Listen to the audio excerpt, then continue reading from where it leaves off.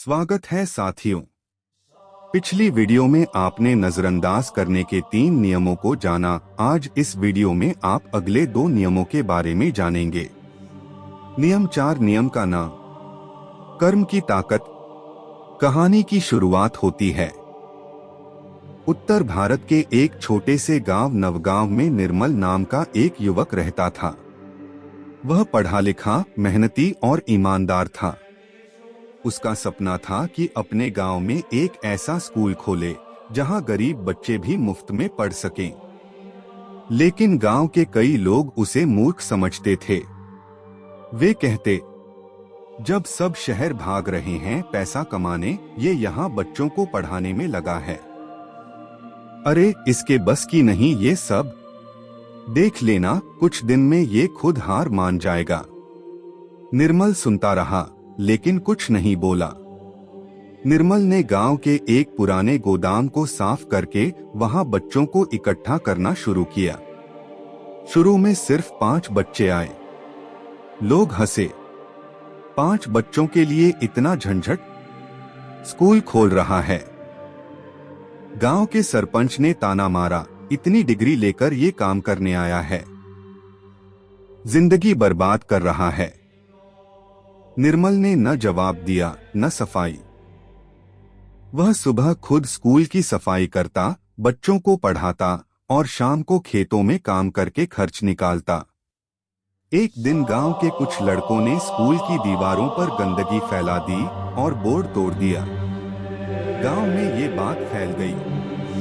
लोग सोच रहे थे अब तो निर्मल हार मान जाएगा। अर्जुन, जो उसका छोटा भाई था, बोला, भैया अब तो बोलो कुछ, लोग तुम्हें परेशान कर रहे हैं। निर्मल मुस्कुराया, मैं बोलूंगा नहीं अर्जुन, मैं काम करूंगा। जब वो थक जाएंगे तब उनका शोर अपने आप बंद हो जाएगा। धीरे धीरे निर्मल के पढ़ाने की गुणवत्ता की चर्चा दूसरे गांवों तक पहुंची। आसपास के गांवों से भी बच्चे आने लगे। अब स्कूल में 40 बच्चे थे। एक दिन एक एनजीओ की टीम गांव आई, जिन्हें निर्मल के स्कूल के बारे में सोशल मीडिया पर पता चला था। उन्होंने स्कूल को 50 किताबों का दान दिया, कुछ फर्नीचर और एक छोटा सा कंप्यूटर सेटअप भी। गांव के लोग हैरान थे। सरपंच खुद स्कूल आया और बोला, तू तो वाकई काम कर रहा है, हमने तो मजाक समझा था। निर्मल ने केवल हाथ जोड़कर कहा, धन्यवाद, लेकिन ये अभी शुरुआत है। एक दिन एक स्थानीय नेता गांव आया। उसने निर्मल से कहा, तुम्हारा काम अच्छा है, लेकिन अगर तुम मेरी पार्टी के पोस्टर लगाओ तो मैं तुम्हें बड़ा फंड दिला सकता हूँ। निर्मल ने विनम्रता से मना कर दिया, मैं स्कूल राजनीति से दूर ही रखना चाहता हूँ। इस पर नेताओं और कुछ ग्रामीणों ने मिलकर स्कूल को बंद करवाने की धमकी दी। निर्मल पर झूठे आरोप लगाए गए, एनजीओ से पैसे खा गया, बच्चों को अपने फायदे के लिए इस्तेमाल कर रहा है। निर्मल ने फिर भी कोई सफाई नहीं दी। उसने सिर्फ एक पत्र लिखकर एनजीओ को पूरी रिपोर्ट भेज दी और खुद बच्चों को पढ़ाता रहा। एनजीओ की टीम अचानक गांव आई, पूरी जांच की और पाया कि हर पैसा सही तरीके से उपयोग हुआ है। उन्होंने निर्मल को ग्रामीण शिक्षा रत्न सम्मान से नवाजा। अब न सिर्फ गांव बल्कि जिले के लोग भी निर्मल के काम की तारीफ करने लगे। सरपंच, जो कभी ताने मारता था, अब खुद अपने बच्चों को वहां पढ़ने भेजने लगा। निर्मल ने किसी को जवाब नहीं दिया, न कोई भाषण, न कोई बहस। उसने सिर्फ काम किया, ईमानदारी, शांति और धैर्य के साथ। नियम 5, आखिरी नियम। कहानी की शुरुआत में। कहानी है कनक की। एक 22 वर्षीय युवती जो शहर के तेज-तर्रार माहौल में खो सी गई थी। वह एक अच्छी कंपनी में काम करती थी, लेकिन उसका मन हर समय परेशान, चिंतित और नकारात्मक विचारों से भरा रहता था। वो सोचती थी, दुनिया बुरी है, सब मुझे जज करते हैं, मेरे साथ कुछ अच्छा नहीं हो सकता। धीरे धीरे उसकी यह सोच उसकी जिंदगी का हिस्सा बन गई। दोस्त दूर होने लगे, काम में मन नहीं लगता और वह हर बात में परेशानी ढूंढने लगी। एक दिन ऑफिस में छोटी सी गलती पर बॉस ने डांट दिया। कनक का मन और डगमगा गया।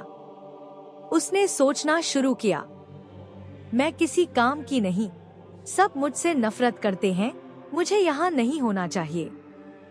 रात भर वह रोती रही। सुबह आईना देखकर बोली, क्या मैं कभी खुश रह सकती हूँ? यही सोचते सोचते एक दिन वह शहर से दूर पहाड़ों की ओर निकल गई, अकेले, बिना बताए। वहां पहाड़ों पर उसे एक वृद्ध साधु मिले। उन्होंने कनक से पूछा, बेटी, क्यों इतना बोझ लेकर घूम रही हो? कनक बोली, आप नहीं समझेंगे, दुनिया बहुत मुश्किल है, मैं बहुत परेशान हूँ। साधु मुस्कुराए और बोले, दुनिया वही है जो तुम्हारा मन देखता है, विचार बदलो, दुनिया बदल जाएगी। कनक चौंकी, क्या मेरे सोचने से दुनिया बदल सकती है? साधु ने कहा, बिल्कुल, विचार बीज है, जो तुम बोओगी वही फल बनेगा। साधु ने कनक को एक सप्ताह वहीं रुकने को कहा और एक अभ्यास दिया। हर सुबह 3 सकारात्मक बातें सोचो, अपने बारे में, अपने जीवन के बारे में और दूसरों के बारे में। फिर देखो क्या बदलता है। पहले दिन कनक ने मजबूरी में लिखा, 1, मैं आज जिंदा हूँ। 2, मुझे भोजन मिला है। 3, आसमान सुंदर है। तीसरे दिन उसने लिखा, 1, मैं सीख सकती हूँ। 2, मुझे प्रकृति पसंद है। 3, लोग सभी बुरे नहीं हैं। 7वें दिन तक कनक की सोच बदलने लगी। अब वह हर छोटी चीज में सुंदरता ढूंढने लगी। एक दिन वह एक फूल के पास बैठी सोच रही थी। यह फूल किसी को जज नहीं करता, न किसी से डरता है, बस खिलता है, अपने विचारों से स्वतंत्र। उसने पहली बार गहराई से महसूस किया, मेरे विचार मेरे भीतर का संसार बना रहे थे। मैं वही देख रही थी जो मैं सोच रही थी। साधु मुस्कुराए, अब तुम जान गई हो। कनक शहर लौट आई।